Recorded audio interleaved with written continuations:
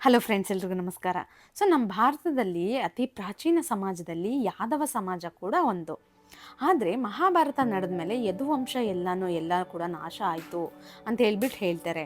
So ಆದರೆ ಇವಾಗಿರೋ ಯಾದವರೆಲ್ಲ ಯಾರು ಅಂದರೆ ತುಂಬ ಜನ ಹೆಸರು ಹಿಂದ್ಗಡೆ ಯಾದವ್ ಅಂತ ಇಟ್ಕೊಂಡಿರ್ತಾರೆ ಅಲ್ವಾ. ಸೊ ಅವರೆಲ್ಲ ನಿಜವಾಗ್ಲೂ ಕೃಷ್ಣನ ವಂಶಸ್ತ್ರ, ಅಂದರೆ ಕೃಷ್ಣ ಇದ್ದಾಗ ಇದ್ದಂಥ ಯದು ವಂಶಸ್ತ್ರ.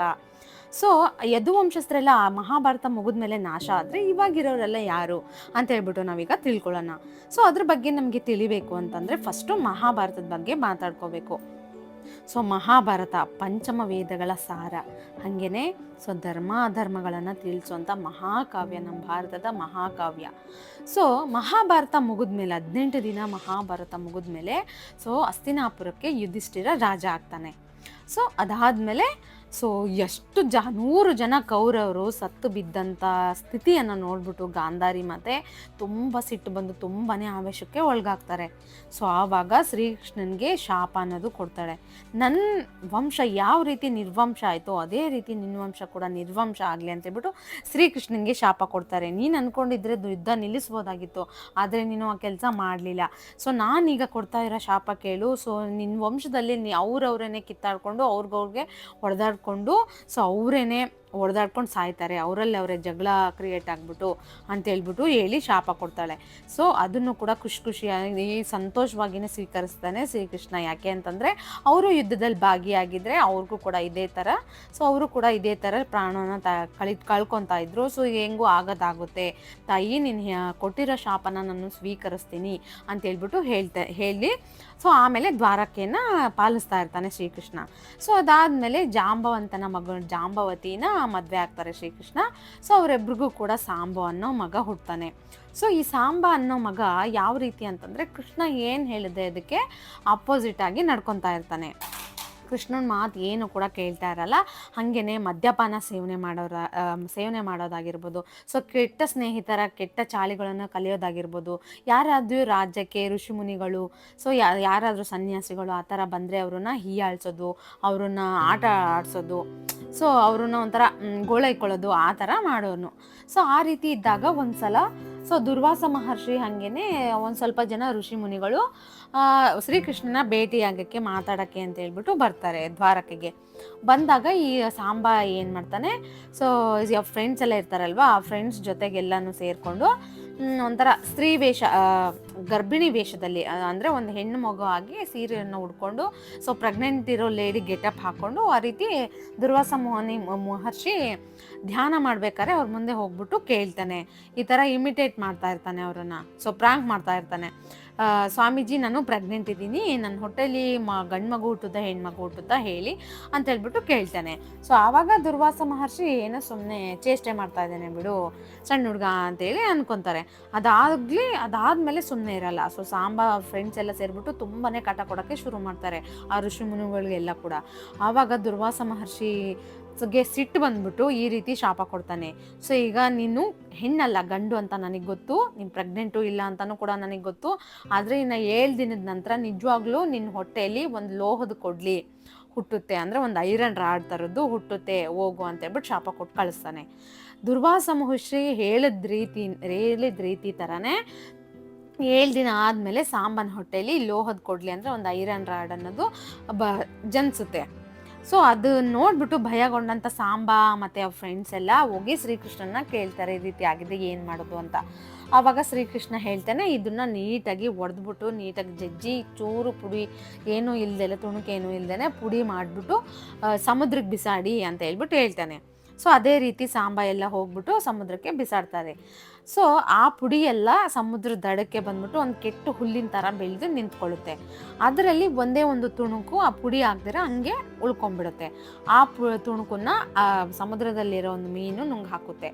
ಆ ಮೀನು ನುಂಗ್ ಹಾಕುತ್ತೆ. ನೆಕ್ಸ್ಟು ಮೀನು ಬೇಟೆಗಾರ ಸೊ ಸಮುದ್ರಕ್ಕೆ ಬಂದ್ಬಿಟ್ಟು ಮೀನು ಹಿಡಿಯೋ ಟೈಮಲ್ಲಿ ಆ ನುಂಗಿದಂಥ ಮೀನು ಈ ಬಲೆಗೆ ಬಿದ್ದುಬಿಟ್ಟು ಸೊ ಅದನ್ನು ಕೊಯ್ದಾಗ ಅದರಲ್ಲಿರೋ ಲೋಹದ ಕೊಡ್ಲಿಯಿಂದ ಸೊ ಆ ಮೀನುಗಾರ ಅದನ್ನು ಬಾಣವಾಗಿ ಮಾಡ್ಕೊತಾನೆ ಅವರ ಬಿಲ್ಲಿಗೆ.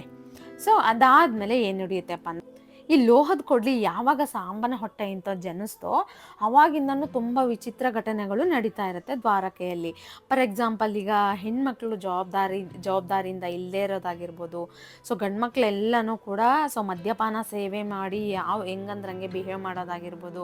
ಸೊ ಪ್ರಾಣಿಗಳು ಕೂಡ ಪ್ರಕೃತಿಗೆ ವಿರುದ್ಧವಾಗಿ ನಡ್ಕೊತಾ ಇದ್ವಂತೆ.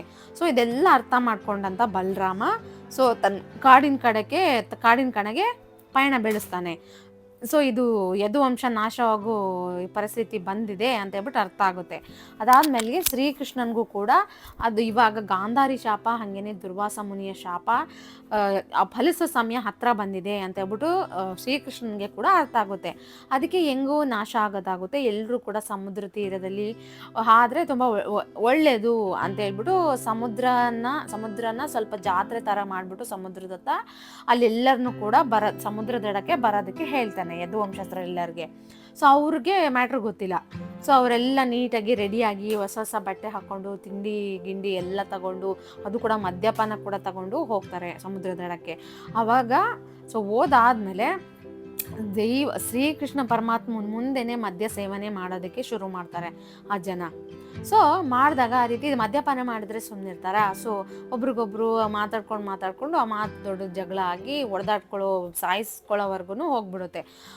ಅದರಲ್ಲಿ ಅಲ್ಲಿಗೆ ಹೋಗಿರೋದ್ರಲ್ಲಿ ಸ್ವಲ್ಪ ಜನ ಮಹಾಭಾರತದಲ್ಲಿ ಯುದ್ಧದಲ್ಲಿ ಪಾಲ್ಗೊಂಡಿರ್ತಾರೆ. ಸೊ ಅವ್ರ ಮಧ್ಯೆ ಸ್ವಲ್ಪ ಜಗಳ ಅನ್ನೋದು ಜಾಸ್ತಿ ಆಗ್ಬಿಟ್ಟು ಒಬ್ರು ತಲೆನ ಕಡ್ದು ಬಿಡ್ತಾರೆ. ಅದೇ ರೀತಿಯಾಗಿ ತುಂಬ ಅವರಲ್ಲೇ ಜಗಳ ಆಡ್ಕೊಂಡು ಕಿತ್ತಾಡ್ಕೊಂಡು ಹೊಡೆದಾಡಿ ಸಾಯಿಸೋವರೆಗೂ ಬಂದ್ಬಿಡುತ್ತೆ ಸಿಚುವೇಶನು.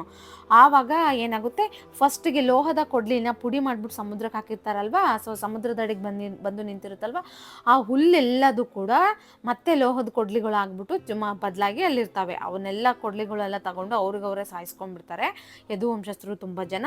ಇನ್ನು ಲಾಸ್ಟಿಗೆ ಯಾರು ಮಿಗ್ತಾರೆ? ಶ್ರೀಕೃಷ್ಣ ಪರಮಾತ್ಮ, ಸಾರಥಿ, ಹಾಗೇನೆ ದಾರಕ ಅಂತ ಹೇಳ್ಬಿಟ್ಟು ಈ ಮೂವರು ಉಳಿತಾರೆ. ಶ್ರೀಕೃಷ್ಣ ಪರಮಾತ್ಮ ದಾರಕಂಗೆ ಹೇಳ್ತಾರೆ, ಈಗ ಇನ್ನು ಉಳಿದಿರೋ ಜನಗಳು ಸ್ತ್ರೀಯರಾಗಿರ್ಬೋದು, ಮಕ್ಕಳು, ಇವರೆಲ್ಲರೂ ಕೂಡ ಇನ್ನೂ ಮಿಕ್ಕಿರೋಂಥವ್ರು ಇರ್ತಾರಲ್ವ, ಅವ್ರನ್ನ ಕರ್ಕೊಂಡು ಹೋಗೋದಕ್ಕೆ, ನೀನು ಹಸ್ತಿನಾಪುರಕ್ಕೆ ಹೋಗ್ಬಿಟ್ಟು ಅರ್ಜುನನ್ಗೆ ಹೇಳಿ ಇವರೆಲ್ಲನೂ ಕರ್ಕೊಂಡು ಹೋಗೋದಕ್ಕೆ ಅಂತ ಹೇಳ್ಬಿಟ್ಟು ಶ್ರೀಕೃಷ್ಣ ಕೂಡ ತನ್ನ ಪಯಣನ ಕಾಡಿನ ಕಡೆಗೆ ಹೋಗ್ತಾರೆ ತನ್ನ ಅವತಾರನ ಬಿಡೋದಕ್ಕೆ.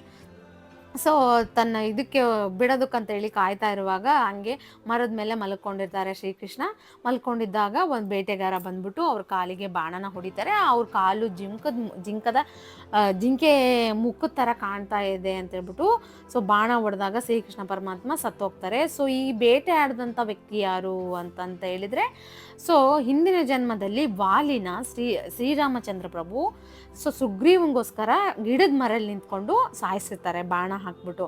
ಸೊ ಆವಾಗ ವಾಲಿ ಹೆಂಡತಿ ಆದಂಥ ತಾರಾ ಶ್ರೀಕೃಷ್ಣ ಪರಮಾತ್ಮನಿಗೆ ಜನ್ಮದಲ್ಲಿ ಶ್ರೀರಾಮನ್ಗೆ ಶಾಪ ಕೊಟ್ಟಿರ್ತಾಳೆ, ನೀನು ಕೂಡ ಇದೇ ರೀತಿಯಾಗಿ ಬಾಣ ಹೊಡಿಸ್ಕೊಂಡು ಸಾಯ್ಬೇಕು ಒಬ್ಬ ಬೇಟೆಗಾರನ ಕೈಯಲ್ಲಿ, ನನ್ನ ಗಂಡನ ಯಾವ ರೀತಿ ಸಾಯಿಸಿದ್ಯೋ ಆ ರೀತಿ ಅಂತ ಬಿಟ್ಟು ಶಾಪ ಕೊಟ್ಟಾಗ ಆ ಶಾಪ ಅನ್ನೋದು ಈ ಲೈಫಲ್ಲಿ ಅದು ಈ ಥರ ಕ್ರಿಯಾದ ರೂಪ ದಾಲ್ಸುತ್ತೆ. ಸೊ ಆವಾಗ ಇನ್ನೇನು ಶ್ರೀಕೃಷ್ಣ ಪರಮಾತ್ಮ ಬಿಡ್ತಾರೆ.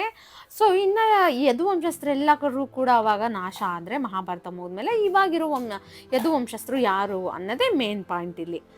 ಆ್ಯಕ್ಚುಲಿ ಶ್ರೀಕೃಷ್ಣ ಪರಮಾತ್ಮ ಯದುವಂಶದಲ್ಲಿ ಹುಟ್ಟೋದಕ್ಕಿಂತ ಮುಂಚೆನೂ ಕೂಡ ಯಾದವ ವಂಶದವರು ಈ ಭೂಮಿ ಮೇಲೆ ಇದ್ದರು. ಸೊ ಅದಕ್ಕೂ ಶ್ರೀಕೃಷ್ಣ ಪರಮಾತ್ಮ ಹುಟ್ಟೋದಕ್ಕಿಂತ ಮುಂಚೆ ಕೂಡ ತುಂಬ ರಾಜ್ಯಗಳನ್ನ ಪಾಲನೆ ಮಾಡಿದ್ದಾರೆ. ಅವರು ತುಂಬ ಜನ ರಾಜರು ಆಗಿದ್ದರು. ಸೊ ಶ್ರೀಕೃಷ್ಣ ಪರಮಾತ್ಮ ಅವರ ಅವತಾರನ ಬಿಟ್ಟು ಹೋದ್ಮೇಲೂ ಕೂಡ ತುಂಬ ಜನ ರಾಜರು ಯದುವಂಶಸ್ಥರು ರಾಜ್ಯನ ಪಾಲನೆ ಮಾಡಿದ್ದಾರೆ.